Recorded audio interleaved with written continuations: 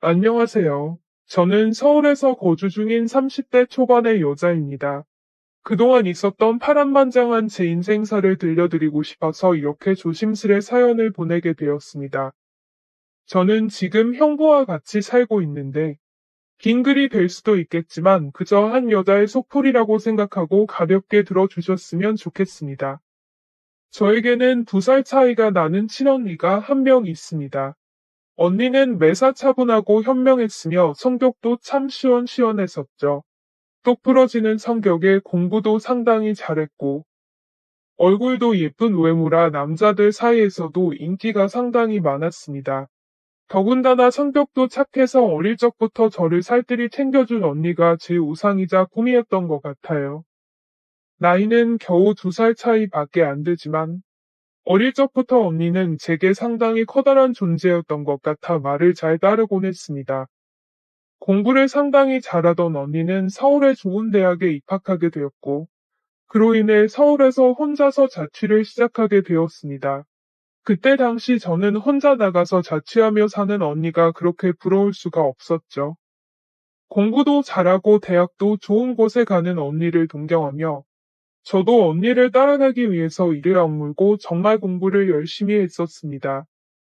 그러다 보니 저도 곧잘 성적이 잘 나왔고 그 덕분에 언니와는 다른 학교지만 나름 서울에 있는 괜찮은 4년제 대학교에 입학을 하게 됐습니다. 저는 너무 행복하고 신났었죠. 그렇게 꿈에 그리던 언니와의 자취 생활과 대학 생활이 너무 기대가 되었습니다. 부모님은 철없는 딸년이라고 핀잔을 주셨지만 내심 서울 4년제 대학에 입학한 딸들을 보며 흐뭇해 하셨었던 것 같습니다. 그렇게 학기가 시작되었고 저는 언니와 같이 살게 되었습니다. 대학 생활을 시작하니 이래저래 시간이 금방 지나가더라고요. 친구들도 여러 명 사귀게 되었고 술집도 처음 가보고 미팅도 하면서 너무 즐겁게 지낸 것 같아요. 그러다 언니는 졸업을 하고 대기업은 아니지만 업계에서 알아준다는 좋은 곳에 취직을 하게 되었습니다. 그리고 얼마 뒤 지금의 형부를 만나게 되었네요. 언니보다는 2살 위였으니 저하고는 4살 차이가 나는 남자였고, 언니와 소개팅으로 만났다고 들었습니다. 처음 만났을 때 환하게 웃으며 내가 연희의 동생이야. 라고 말하던 게 정말 엊그제 있었던 일처럼 생생합니다. 저는 언니와 같이 살고 있었기 때문에 형부와는 자주 만났어요. 처음에는 여자 둘이 사는 집에 자꾸 찾아오는 게 불편했지만, 너무나 좋은 성격에 항상 밝은 미소를 보여주던 형부였죠. 그리고 언니와 같이 어울리며 놀다 보니 언젠가부터 저도 서서히 편해지더라고요. 2사람은 항상 저를 같이 챙겨주었고, 식사나 영화 그리고 술을 마실 때도 함께 했어요. 언젠가부터 그게 너무 좋았고, 일상이 된 듯이 같이 노는 게 편해졌습니다. 저와 형부는 아는 오빠 동생 같이 아주 편한 사이가 되었던 거죠. 그렇게 처음 겪어보는 재밌는 일상들을 만끽하였고, 평범한 대학 생활을 즐기면서 별탈 없이 잘 지내고 있었습니다. 그런데 하늘이 무너질 만큼 충격적인 일이 생겨버렸죠. 어느 날 갑자기 부모님의 충격적인 사고 소식을 접해야 했습니다. 언니와 제가 사는 자취방에 오셔서 반찬이며 이것저것 가져다 주시고, 시골 집으로 내려가시다 차가 반파되는 큰 사고가 났습니다. 여자들끼리 사는 집이 이게 뭐냐며 투덜거리셨던 엄마와 애들한테 잔소리 그만하라는 아빠. 그 모습이 마지막 모습이셨어요. 부모님 2분 다 그 사고로 인해 돌아가시게 되었습니다. 저희 자매는 너무나도 슬픈 그 현실을 어린 나이에 모두 받아들여야만 했습니다. 형부는 장례식장에서 언니의 남자친구라고 주변 분들에게 소개를 하였고, 저희 부모님의 마지막 장지까지 함께 해주었습니다. 목 놓아 울다가 너무 힘들어 지치면 형부가 달래주었고, 무엇이라도 먹으라며 밖에서 죽까지 사와서 저희들을 챙겨줬었죠. 형부에게 너무 고마웠고, 그때부터 많이 의지가 되었던 것 같아요. 그렇게 부모님을 보내드리고 나니, 저희는 졸지의 고아가 되어버린 거나 마찬가지인 상황이 되었습니다. 그렇게 힘든 시기에 겨우겨우 버티면서 대학 생활을 마치고 졸업을 하게 된 저에게도 어느 날 한 남자가 다가오게 되었습니다. 이 남자가 바로 제 전 남편입니다. 부모님이 돌아가시고 형부와 언니에게 많이 위로받고 기대면서 살았지만 그걸로 제 마음이 채워지기에는 부족했었나 봐요. 자상하게 다가와서 제 말을 잘 들어주던 그 남자와 연애를 하게 되었고, 저는 자연스럽게 그 남자에게 제 삶을 기대고 많이 의지하게 되었었죠. 그러다 보니 집에 들어가지 않고 외박을 하는 횟수도 점점 늘게 되었고, 안 그러던 제가 갑자기 그런 모습을 보이게 되자 언니와 형부에게 혼도 많이 났었습니다. 그러던 중 저는 그만 사고를 치고 말았습니다. 어리다면 어린 그 나이에 혼전 임신을 하게 되었던 거죠. 지금 생각해보면 정말 미친 짓이라 생각하고 있고 그 시간을 되돌리고 싶은 심정입니다. 물론 지금 제 인생 누구보다 소중한 제 딸아이가 없길 바란다는 뜻이 아니고 전 남편만 되돌리고 싶습니다. 하지만 그때 당시에는 그 남자를 많이 의지했고 사랑했었기에 미래가 행복할 거라 꿈꾸고 아이를 낳자고 마음먹었습니다. 그렇게 저희는 예정에 없었던 결혼을 급하게 하기로 한 거였죠. 그래서 저는 언니와 형부에게 이 사실을 알렸고 정신이 있는 거냐며 많이 혼났었던 것 같습니다.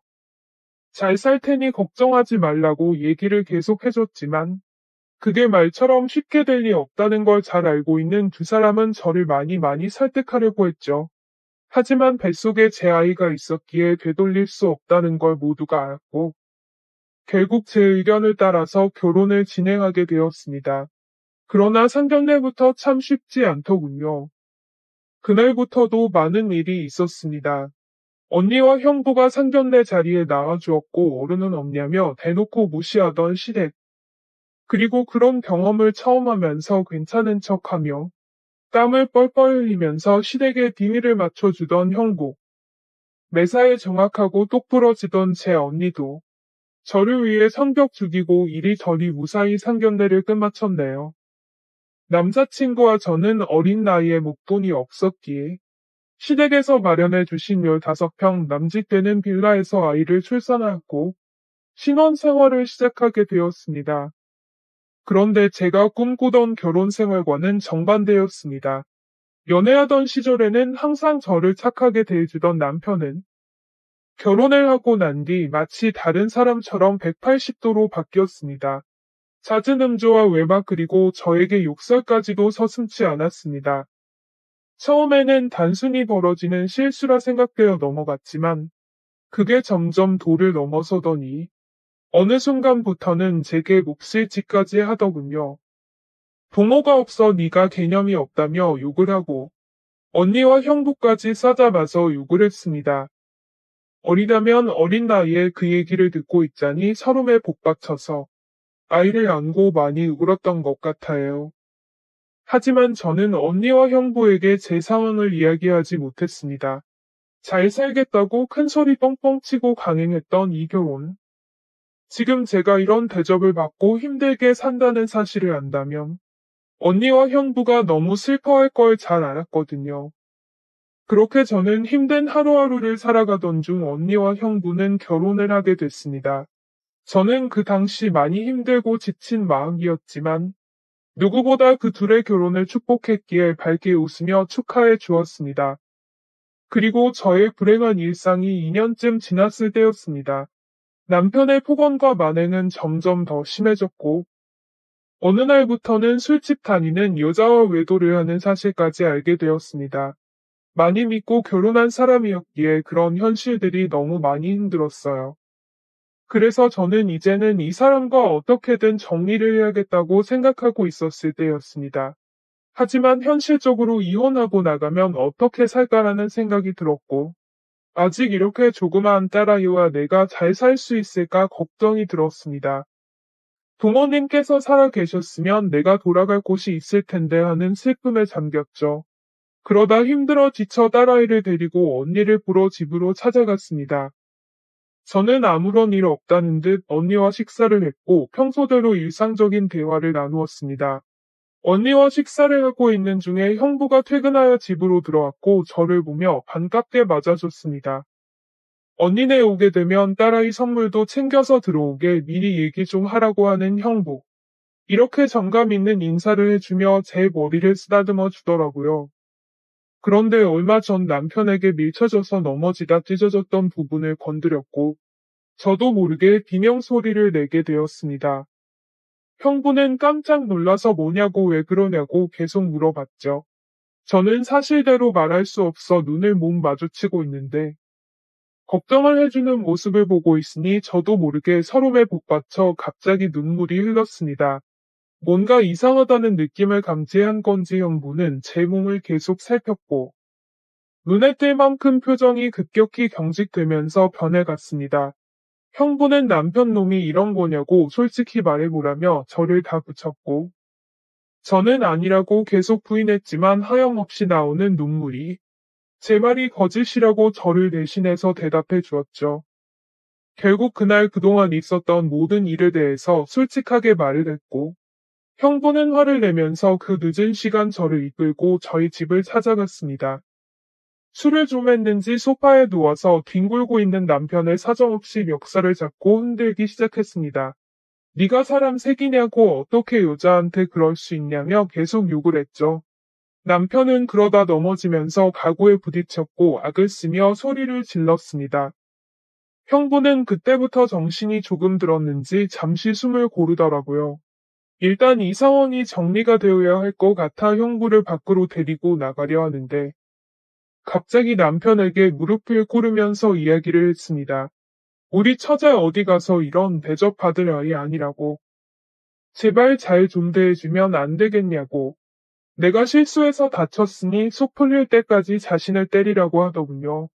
제발 부탁을 한다면서 말이죠. 남편은 그런 형부와 울고 있는 저에게 지금까지 해왔던 것, 그 이상의 온갖 욕설을 뱉으며 경찰에 신고를 했습니다.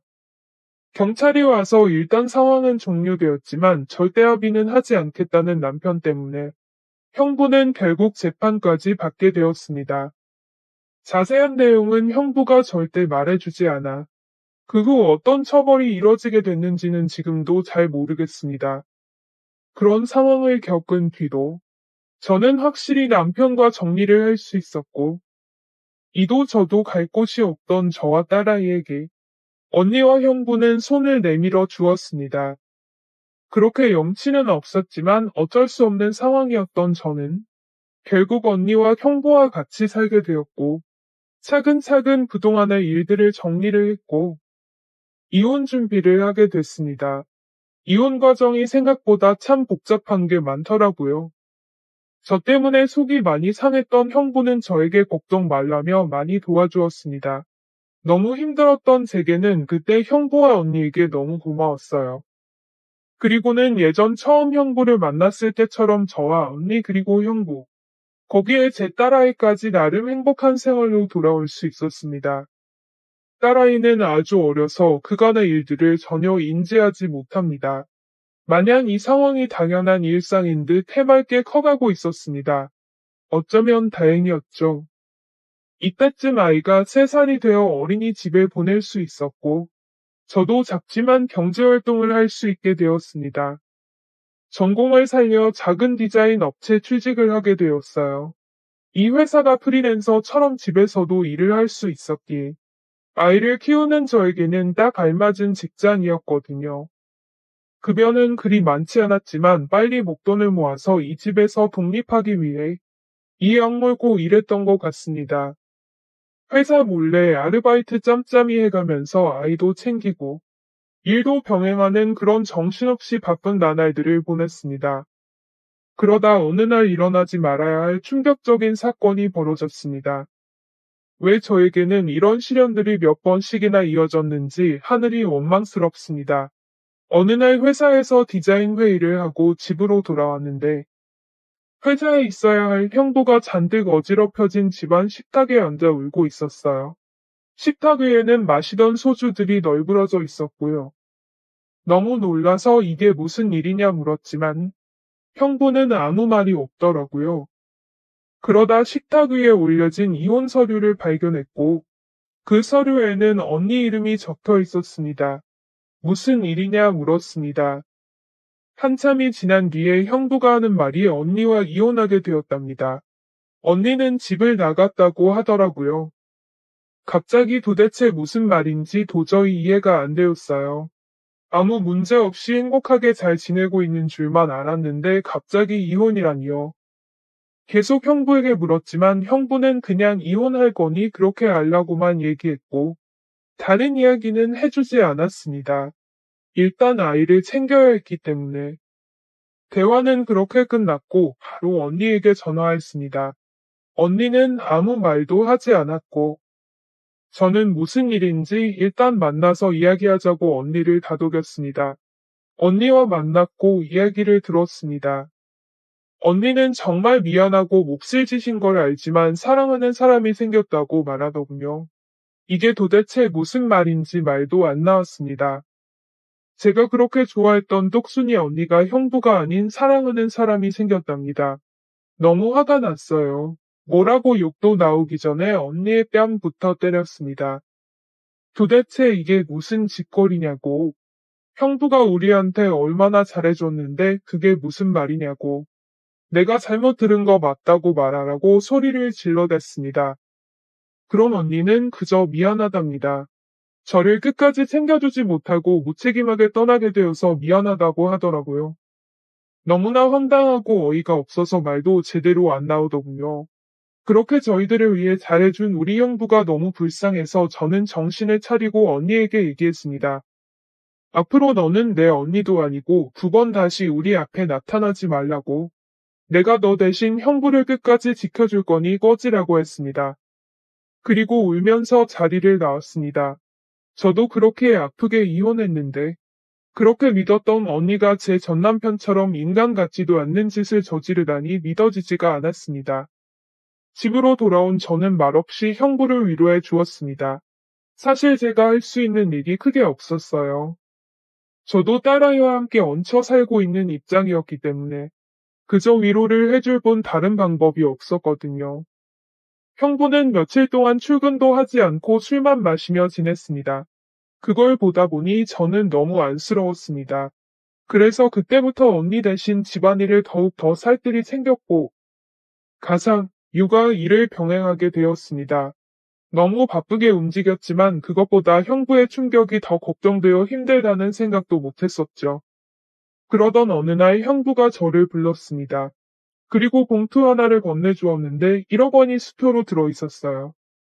그러며 하는 말이 같이 아파트 들어가려고 모아두었던 돈인데 이제 아무것도 필요 없으니 이 돈 가지고 나가서 자기 걱정 말고 행복하게 살라고 합니다. 여기에 계속 있기 불편하지 않겠냐고.